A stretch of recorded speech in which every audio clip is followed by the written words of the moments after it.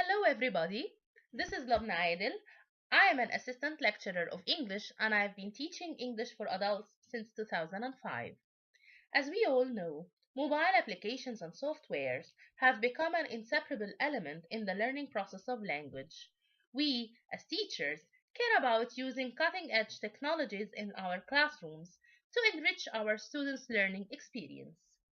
So I'm pleased to review to you today my paper, which is entitled A Constructivist Approach to the Integration of Mobile Assisted Language Learning in Enhancing the Writing Skills of Egyptian Adult ESL Learners. Here is an overview of my presentation today. I will start by defining basic concepts I relied on in my research, which are Mobile Assisted Language Learning, MAL, and Constructivism. Following this is a discussion of the methodology and my results. At the end, I will suggest a few activities for teachers. Finally, I would end my presentation with the conclusion and question time. In the recent years, the ESL adult classroom has witnessed a progression from electronic learning, e-learning, to mobile learning, M-learning, which is the use of mobile and portable IT devices such as laptops, tablets, PDAs, iPads, and smartphones in the language classroom. Mobile assisted language learning, MAL, is a subdiscipline of M-learning, and it is the enhancement of language learning through the use of mobile devices. The theoretical framework for my research is Constructivism, which was first introduced by Leo Vygotsky in the 1970s. Constructivism, as Vygotsky 1980 defines it in Tool and Symbol in Child Development, is an approach that makes the learner in charge of his or her own learning. The learning process, according to Vygotsky, is based on two pillars: the learner and the teacher. The learner constructs knowledge, assimilates new knowledge, and builds upon previous ones, whereas the teacher acts as a facilitator who develops material to help the student to acquire language skills smoothly.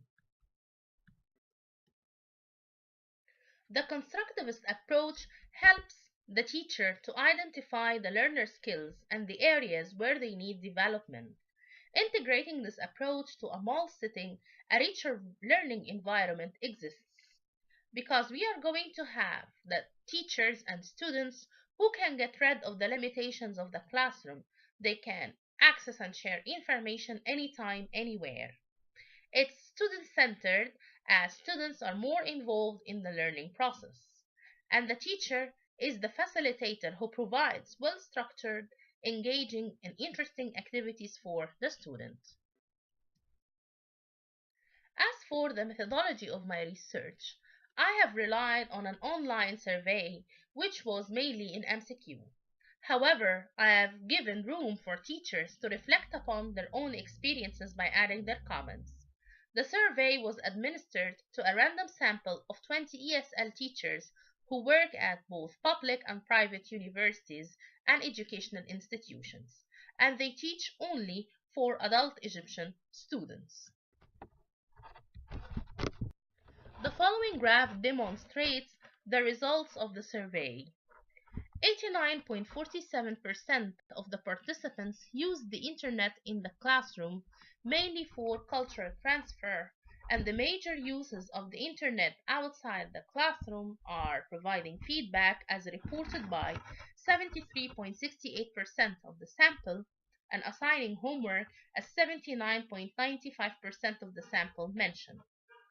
Despite the dependency on the internet, only 26.32% of the sample relies on using smartphones as a learning tool. They mainly ask their students to download monolingual English dictionaries for vocabulary acquisition. Only 1% of the sample knows about one of MAL applications, which I suggest for this research, which is Padlet, and they know about it through a workshop. 22.22% of the participants believe that students' writing skills can be enhanced through MAL. This means that teachers need training and orientation on the use of MAL in the classroom. Also, 70.59% of the sample expect that students will encounter troubles with the internet connection. Despite this, hope floats, as 94.12% of the sample are firmly convicted that students will be interested in MAL because it suits their lifestyle. I would like to focus now on an interesting application for MAL, which is called Padlet.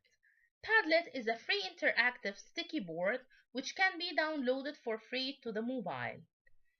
Once you create a free account, you can create Padlets where you can add images, videos, texts, links, and documents.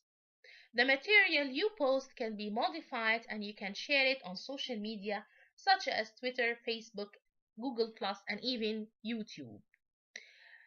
Padlet works very well on Internet Explorer, Firefox, and on Google Chrome. And it's for free, and you can create a classroom on there and share the information with your students. One of the skills students struggle at is writing summaries. Egyptian students find it difficult to identify the main idea of the article. Personally, I prefer to make them practice with videos and songs. First, because it's easier for them to acquire the main idea from them, plus it helps me to integrate the language skills together.